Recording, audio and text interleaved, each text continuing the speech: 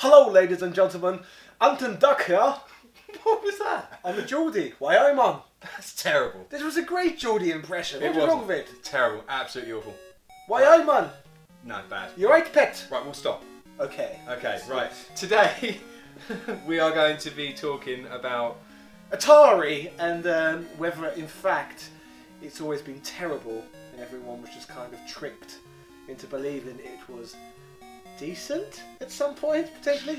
Well, you have a lot of Atari games, which makes me think that you've probably played at least some of them. I've at least played one of them, I will say that. One? Really? No, seriously, I've played a lot of bloody Atari, yes. So you're quite a good judge. I'm joking, yes. Atari was actually one of my first consoles growing up, although I didn't actually own one, and a little bit before my peak gaming period. You basically just inherited one when you was born, I suppose. Yeah. The same as I did. Yeah, as essentially. Well, That's because exactly it came out right. quite a while before we existed, 1979. Yes. I believe, which was 7 years before my birth and 11. before yours. So Yeah. yes, we are a lot younger than Atari. So if you was 10 years old when the Atari was released, I gather that would mean they would be 50 now. Most people who was 10 when the Atari came out would be in their 50s. Yeah. So if you grew up with the Atari in its prime, in all likelihood you were nearly dead.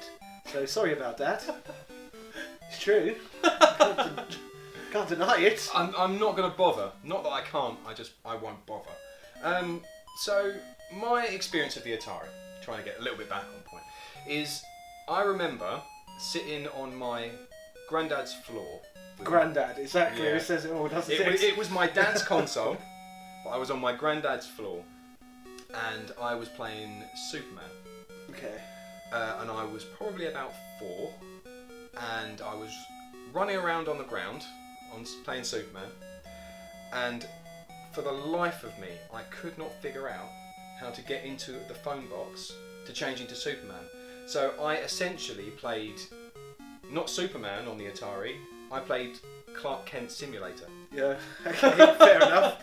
Yeah, let me go back. I've got an Atari anecdote as well. Okay, go on. I think I discovered the system when I was around 8 years old. Mm-hmm. And in my household, I already had, I'd had an NES and got rid of it because it was crap. Okay. I had a Super Nintendo, which was its lovely replacement. Mm-hmm. And I had an Amstrad CPC 464 as well, which was my microcomputer.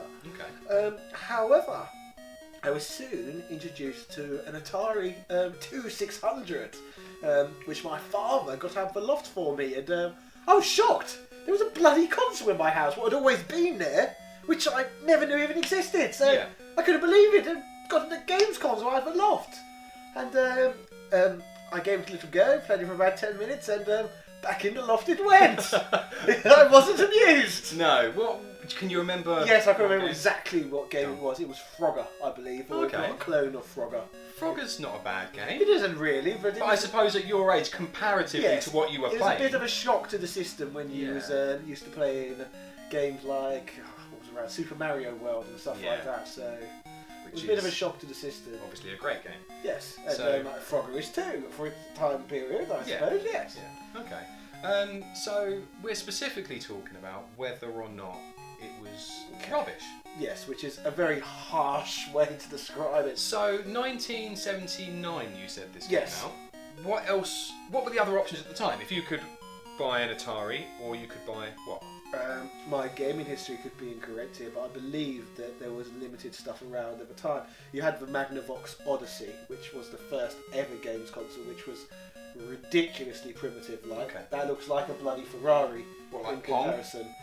It's before Pong as well. So you obviously had Pong. It's pre-Pong. Okay. So basically, it was so primitive that all you could control was a small black dot on a white screen, and then you'd have to put actual overlays over your television to give you a more of a gaming experience. Okay. That is something that I think you need to break out and let me have a go of if you have one somewhere. I have yet or to you acquire. buy one and They make me didn't play. do very well in Europe, as far as I'm aware, so they're pretty hard to get hold of here. Yeah. But I know Americans have Magnavox Odysseys. I actually believe it might have been released as the Philips Video Pack in Europe. Okay. They went on to release the Philips CDI in later years and Philips screwdrivers. So yes, Okay. random gaming history. So there wasn't a lot of options. No, So for the time, it was considerably better than that. it was. It brought the arcade experience home. So games like Space Invaders had a half decent port on the Atari VCS, or 2600, how I like to pronounce it. And Pac-Man had a dreadful port as well. However, they did later make a Miss Pac-Man and Pac-Man Jr., which functioned a lot better. So they had some big name arcade ports on the system. At the start of that sentence, I noticed that you did this around the word arcade. Yes. There was a reason for that, what? They was not very faithful conversions. Right. They were like pretty diabolical at times, these arcade ports. Okay, Like so... the Pac-Man game is ridiculous. It doesn't look very much like Pac-Man. But did it feel like Pac-Man? We'll let some people decide this in the comments section. Okay. Because personally, it didn't float my boat. However, I wasn't around. I wasn't even, what would be the word? I wasn't even conceived yet when this game was released. So I can't actually give anecdotal evidence of what it would have been like in its prime. Yeah. See, I played one of the Space Invaders ports or Space Invaders itself. I remember playing that again. It would have been considerably after its release, and I remember really enjoying it. So when you went arcade, Space Invaders was one of the better ports on the system. Okay, definitely. Right. That makes some sense then. Okay. And now people probably wonder in the comment section if he's going on about Atari being terrible. Why is there bloody loads of it behind me? Like hundreds of Atari games stacked up in the background. Yeah. Because I do have a lot of respect and adoration for the products. Like Atari was the first successful home console. There's no question about that. No matter what region you're in, Atari basically started it all. It was before even all the microcomputer craze kicked off in Europe as well. Okay. So yes, Atari did good here. Okay, so microcomputers were early 80s? Yes, basically. It's 1979, so it's before that. So you're looking at a lot of the early... you had the ZX81, obviously in 1981, the ZX80 in 1980, and the ZX82, which is more commonly known as the ZX Spectrum in 1982, and they're very early microcomputers. Then later you had the Amstrad in 1984, I believe. So the microcomputer craze was kind of in between. You had the Master System and the NES one side, Atari one side, and you've got microcomputers in the middle. So when you look at the quality of games on the microcomputers, it blew the Atari up. It really does. It came later, but yes, they're just all had much higher quality. So I think by the time 1983 came around, in the UK, most people, well not most people, a lot of people who was into gaming had microcomputers. Whereas in the United States, on the other hand, this is what I was going to ask. This is the interesting bit. For some reason, they didn't adopt microcomputers. They just stuck with the Atari. They kept the Atari. They did. For how long, roughly?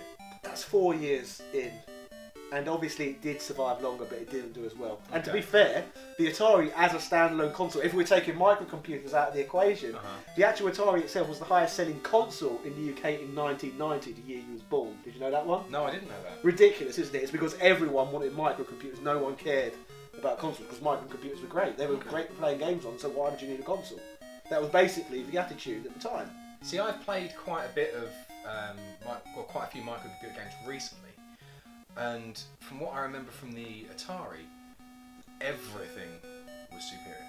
I mean, yes, it did come Everything's superior on the Atari. No, everything was superior on the microcomputer. Yes, don't mix your words. Yes, everything's superior. Is that how it came out? Yes. Okay. So, like, microcomputers are incredible. Yes, microcomputers were great at that time. They were a little bit limited by programmers. The programming potential hasn't come out until recently. I suppose. Yes, they're a lot better now. Yeah. Recent microcomputer games are ridiculous. But even back then, they were. Yes, they were good. Yes. So why didn't America switch over? Oh god, it's hard to say, isn't it, from one region to the next? But I believe Atari would have had. It seems like companies managed to achieve a different level of dominance in the States to what they did in Europe, and I think it's partially due to because it was just one country. You had like the same chains of stores all over, like Sears, for example. Okay. That's just one retail chain which sold Ataris, I believe. So I would assume that Atari managed to get distribution deals with certain store chains to have the Atari console as the exclusive console they sold in said chain. That would make a lot of sense. So I think that's what happened. Like people essentially got the same with what happened with the NES later on. The NES was in everyone's faces, and before that, the Atari was in everyone's faces, where none of the other console got the same marketing opportunities. It basically Atari had to completely crash and burn before another company in that country could even rise up and take that marketing spot, and they did.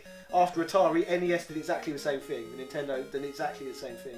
So you had the same process twice over of one company dominating a huge market. Which I suppose is a good business model. And I think it's a great business model for them, yes, but it's crazy that it was allowed to happen. Like, I don't know what their monopoly laws are like in that country, but pretty much many distributors only had the Atari, and later many distributors only had the NES. Right. Okay. So we've still got to come to this conclusion. We're going to try and formulate some kind of conclusion as to whether the Atari was rubbish. Well, I'm only saying it's by 1983. I just think it was a very dated product in comparison to the micros and stuff. People needed something new by that point. And in America, because they were pretty much locked into being a completely Atari-centric, they lost faith in gaming because of it.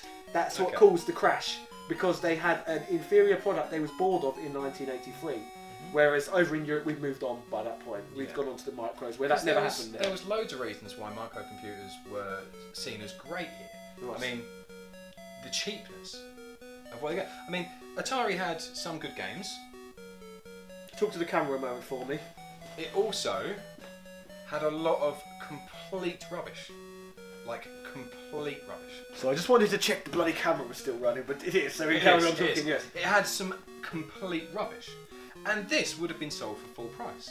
If it would have actually, been released rather than stuck in a landfill somewhere. I believe that it's probably one of those myths again. I doubt E.T. the Extraterrestrial caused the video game crash, they called it in the States, and it's not as bad as people make it out to be. It's not one of the worst games of all time. However, if you've got an average game with a huge bloody license stuck on the front of it, like E.T. the Extraterrestrial, the most popular film of the year, it's not going to go well, is it? You didn't let me finish my point. Okay, go for the rest of the point. My point was that microcomputers had awful games.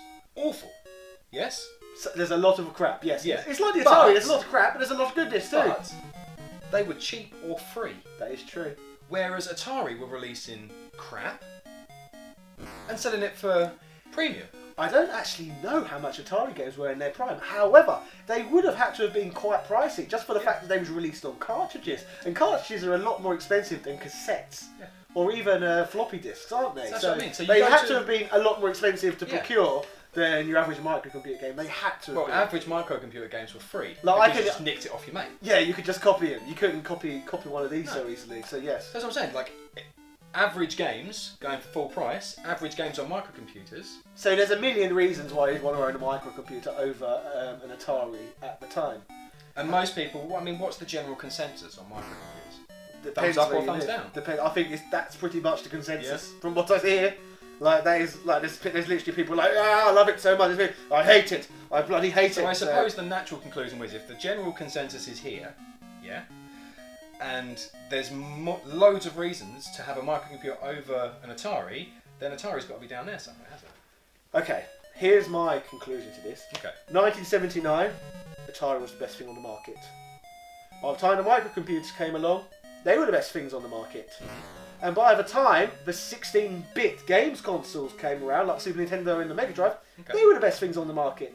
It's as simple as that. However, I do believe the Atari outlived its stay, and that's what caused that so-called video game crash in America. They did not evolve into adopting micros on time, so it took a while for Nintendo to come along and pick up the pieces in that region. Whereas, as we know, in the UK and most other European countries, Nintendo never had that opportunity because the micros were already established. And so was the Master System by the time they bothered to arrive as well. So there wasn't much point getting Nintendo, so it's all about being in the right place at the right time. So yes, Atari, they just simply outstayed their welcome. However, at the same time, we can't deny the history they have provided and the foundations in which they have provided gaming with. So I would always respect the brand and always have fun checking out gaming's roots as well. So is Atari terrible? Probably not. However, I can see why it would have been terrible in 1983.